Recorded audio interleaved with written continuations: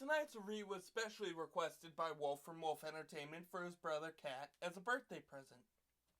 So tonight, we're not going to have a question, but instead I will say, happy birthday, Catastrophe, and thank you for being such a great YouTube friend. Because tonight, we will be taking a look at Disney's Pocahontas, Catastrophe's favorite Disney movie. Now, this is the story of an English soldier and the daughter of an Algonquin chief who share a romance when English colonists invade 17th century Virginia. Now, on to my opinion.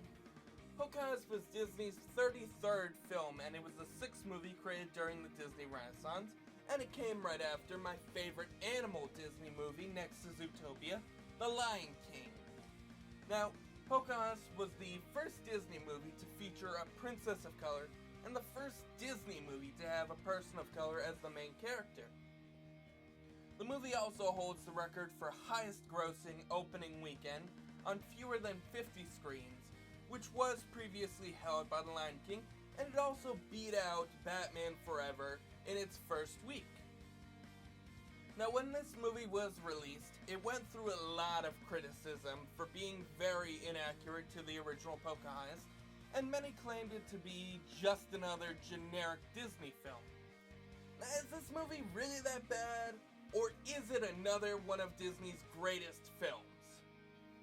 Let's check it out! To start, I'd like to say that I have always loved Disney for its great music, especially the villain songs, which is why my two favorite songs of this movie are Mine, Mine, Mine and Savages. One for its depiction of greed and how it can cloud a person's judgment, especially when it involves something as simple as a pile of gold, and the other depicts war perfectly, especially when it shows two sides preparing to fight over something as big as cultural differences, which was and still is a big thing today, especially in 2020. Now, I also like the other songs like Colors of the Wind, which is one of this movie's most known songs, because it talks about getting in touch with nature, which a lot of us have really lost sight of. I mean, a lot of us are on our phones these days, on computers, and barely any of us go out and plant trees.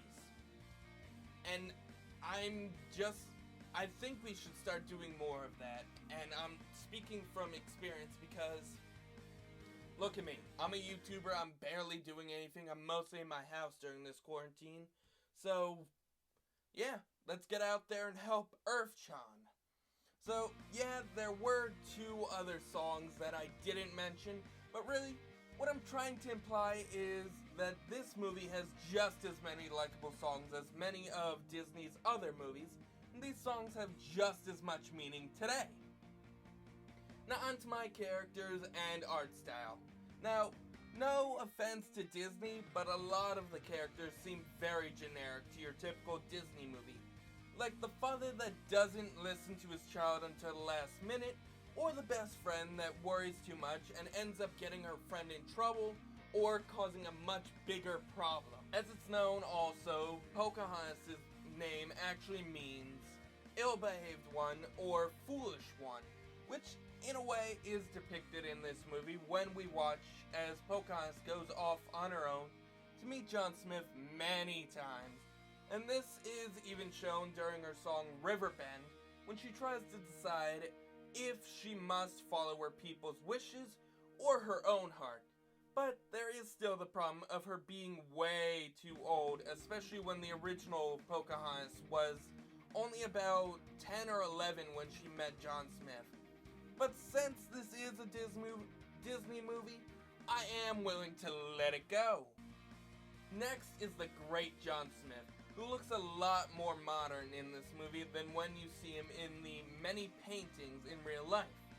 And this works out because he does look more like an English soldier, and as many know, John Smith was known for discovering New England, and he helped Jamestown flourish, which can be seen during this movie when he tries to discuss with Radcliffe the benefits of working with the Native Americans, but he also seems a little bit more child-friendly, especially when he seems more interested in love than survival, which, again, this is a Disney movie, But still, they could have made him more accurate, given him more adventures, made us actually believe that he was the great John Smith, the explorer that found all this. Now, finally, we have our villain, the devilishly greedy Radcliffe, who just wants to find gold so that he can gain more status, which is a great representation of England's belief that they had a right to everything, but he is also a bit of an overreaction to the original, who was more of a political figure than a tyrant. But he does make a great villain, nonetheless, and he's a really interesting representation of an obvious homosexual stereotype next to Hades in Hercules. And finally, we've reached the art style portion, which I have to say is still as gorgeous as when I first watched this movie as a kid, especially the well-painted background, which looks like something you'd see in a museum. And I just love the colors used, especially the red during Savages to show the faces of the colonists, and the many greens and blues during the rest of the scenes, and the characters, like, they actually look human compared to most animated movies during that time, which is a true credit to Disney, and honestly, Animat said this all best during his own review of Pocahontas a couple of years ago, so you can go check him out too.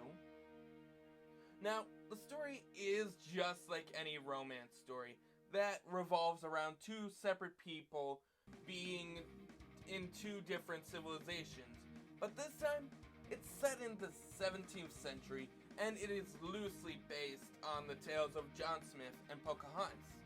And honestly, it feels more like Romeo and Juliet. Now, the story does use a lot of real-life characters like Thomas Savage, aka Tom, who in real life was a young boy that lived with the Powhatans as kind of a translator with 3 other boys. And Radcliffe, who again was the second president of Jamestown after John Smith helped him get rid of the first one. And Radcliffe's dog, Percy, is actually named after George Percy, an English colonist, and Cocoam, who actually was Pocahontas' husband before she was captured by the English and married off to John Rolfe. Yeah, the original story is still there in spirit, but this is still just colonial West Side Story. But it's still pretty good for a Disney movie, even though it was missing a lot of talking animals. I mean, they were going to make Miku talk, but I don't think that would have made this movie any better than it was. I think it would have just made it weird. Now, while I enjoyed watching the story, I really wish it was a lot more accurate to the original story. And did we really need the whole romance aspect of this?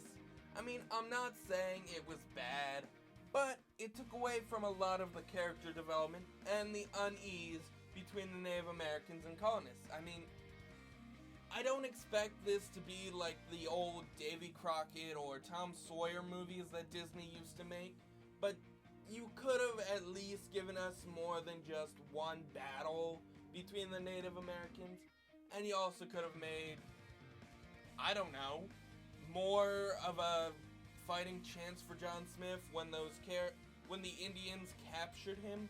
I mean, it looked like the guy went out like a wimp. So, yeah, I did enjoy watching this movie again, but I still wish they had been a little more creative with the story, instead of doing the same thing they had for years.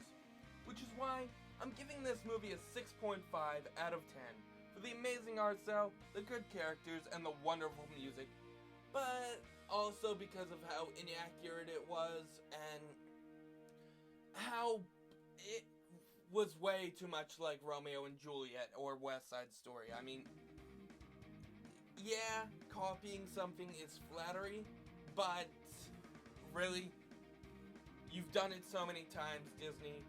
Get a new formula. Don't be like Scooby-Doo. Now, I'd just like to recommend this to anyone who's a fan of Disney princess movies, and if you love movies like West Side Story. So, don't forget to like, comment, and subscribe to the channel, and again, happy birthday, Cat, and may you follow the colors of the wind on your way through life. Good night, guys.